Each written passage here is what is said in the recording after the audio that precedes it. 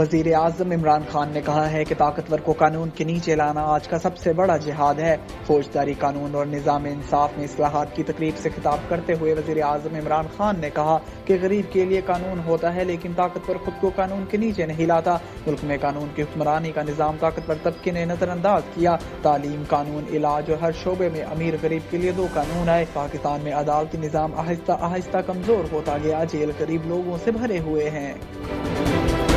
کوئٹہ انسداد دہشت گردی، فوج نے تربت میں دہشت گردی کا منصوبہ ناکام بناتے ہوئے 2 خطرناک دہشت گردوں کو گرفتار کر لیا۔ ذرائع سے ملنے والی اطلاعات کے مطابق تربت میں کارروائی کر کے کالا دم تنظیم کے 2 دہشت گردوں کو گرفتار کیا گیا۔ CTD کے مطابق گرفتار دہشت گردوں کے قبضے سے اسلحہ اور دھماکہ خیز مواد برآمد ہوا۔ اسلحہ اور دھماکہ خیز مواد کو دہشت گردی کے لیے استعمال کرنے کا منصوبہ بنایا گیا تھا، جس کو ناکام بنا دیا گیا ہے۔